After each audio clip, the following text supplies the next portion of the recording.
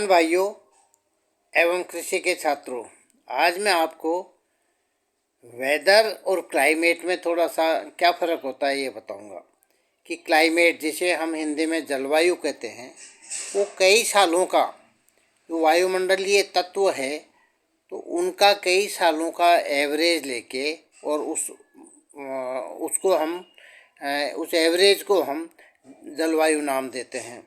तो उसमें कम ही परिवर्तन होता है, जैसे शुष्क जलवायु, गर्म प्रदेश, आर्द्र प्रदेश, इस तरह से इनको नाम दे देते हैं। ह्यूमिड क्लाइमेट है। तो और जबकि मौसम है वो डे टू डे, और दिन में भी कई बार मौसमी ये जो तत्व होते हैं, वायुमंडलीय तत्व होते हैं, उनमें दिन में भी कई बार परिवर्तन आ सकता है। जैसे अभी बादल हो रहे हैं तो अभी ठंड हो गई, अभी हवाएं चल गई, या अभी वापस गर्म हो गई, अभी अभी वापस सर्द हवाएं चल गई। तो इस तरह से दिन में भी और कई दिनों से डे टू डे परिवर्तन जो आता है, प्रतिदिन का जो परिवर्तन आता है मौसम के तत्वों में, तो उसको हम मौसम कहते हैं। मौसम हमेशा बदलता रहता है, क्लाइमेट करीब करीब स्थिर सा रहता है। तो इसके कौन कौन से तत्व हैं उनके बारे में, जो इसको मौसम को और क्लाइमेट को फर्क डालते हैं, उन तत्वों के बारे में आज मैं आपको उनके नाम बताऊंगा। तो पहला है सोलर रेडिएशन। ये जो सूर्य का जो प्रकाश आता है उसे सोलर रेडिएशन, यानी कि वो रेडिएशन का मतलब कि उसको किसी माध्यम की ज़रूरत नहीं होती, सीधा सूर्य से चल के और पृथ्वी पे आता है थ्रू स्पेस।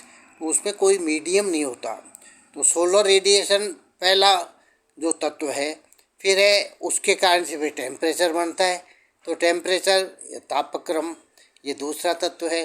तीसरा देखते हैं तो सनशाइन आवर्स, कि दिन भर में सनशाइन मतलब धूप कितने घंटे तक रही, उसको सनशाइन आवर्स कहते हैं। वो भी कृषि पे और हमारी हेल्थ पे और अन्य जीवों के रहन सहन सब के ऊपर इन चीज़ों का असर डाल होता है। एटमॉस्फेयर अगला तत्व है। एटमॉस्फेयर प्रेशर, वायु दाब, कि भाई किस प्रेशर में हम रहते हैं। तो जैसे जैसे जैसे हम ऊपर जाते हैं तो प्रेशर, एटमॉस्फेयर प्रेशर कम होता जाता है, तो हमें सांस लेने में दिक्कत होती है। तो यहाँ कितना एटमॉस्फेयर प्रेशर है। फिर है रिलेटिव ह्यूमिडिटी, आर्द्रता, वायु में नमी की अवस्था क्या है। फिर अगला तत्व है विंड, पवन, हवा, वायु। तो ये क्या है, अब इसको भी दो भागों में बांट सकते हैं कि वायु की विंड स्पीड, वायु की गति क्या है, किस स्पीड से विंड चल रही है, और वायु की दिशा क्या है, कि उत्तर से चल रही है या दक्षिण से उत्तर चल रही है। तो उसको जिस दिशा से वायु चल रही है उसको हम उसका वायु, उसी को, जैसे उत्तरी हवाएं चल रही है, उत्तर पश्चिमी हवाएं चल रही है, या दक्षिण पश्चिमी हवाएं चल रही है, इस तरह से वायु की गति और वायु की दिशा, दो तरह से ये एक तत्व हो गए। फिर रेनफॉल मुख्य तत्व, क्योंकि उसके ऊपर आधारित हमारी कृषि है, हमारे वन हैं, सारे इसी के आधारित है। तो रेनफॉल, तो रेनफॉल भी कितनी हुई, किस तरह से हम इसका वर्षण, और रेनफॉल जो अपने जैसे दक्षिण पश्चिम मानसून से जो बरसात आती है 4 महीने, उसको ही रेनफॉल कहते हैं। बाकी सर्दियों में थोड़े बहुत बारिश होती है। बाकी एक वर्षण जो एक शब्द है, वो क्या है कि रेनफॉल के कई हिस्से होते हैं, जैसे ओस पड़ना, कोहरा पड़ना, उनको भी वर्षण के अंदर लिया जाता है, लेकिन मुख्य भाग तो रेनफॉल ही होता है। फिर है क्लाउडीनेस। क्लाउडीनेस का मतलब कि बादलों से हमारी फसल या हम कितनी देर आच्छादित रहे, कि बादल कितनी देर रहे, क्योंकि उस समय सोलर रेडिएशन थोड़ा कम हो जाएगा, और ज़्यादा दिन रहे, जैसे बरसात के दिनों के अंदर ज़्यादा क्लाउडीनेस होता है, तो उसी हिसाब से उपज पे ही फर्क पड़ता है, फोटोसिंथेसिस पे फर्क पड़ता है। तो ये मुख्य तत्व तो ये 8 है। तो इसके साथ कुछ राइटर्स ने फ्रोस्ट यानी पाला पड़ना, हेल मतलब ओला वगैरह, ओलावृष्टि वगैरह, ड्राउट सूखा पड़ना, इनको भी तत्व मान लिया है।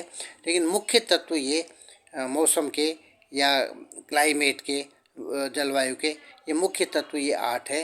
Radiation, temperature, sunshine hours, atmospheric pressure, relative humidity, wind, तो विंड में wind direction and wind speed, then rainfall, cloudiness, ये 8 तत्व हैं वो वायुमंडल को पूरा, ये वायुमंडल के तत्व हैं जो मौसम और जलवायु को असर डालते हैं और मुख्य रूप से मौसम को ही असर डालते हैं।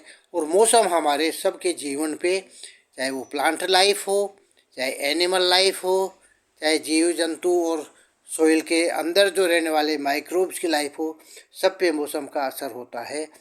अब मैं आपको अगले दफ़ा इनके एक एक बारे में बताऊंगा, सो आप कृपया वीडियो देखें और अगर आपको पसंद आ रहा हो तो इसको लाइक करें और सब्सक्राइब करें।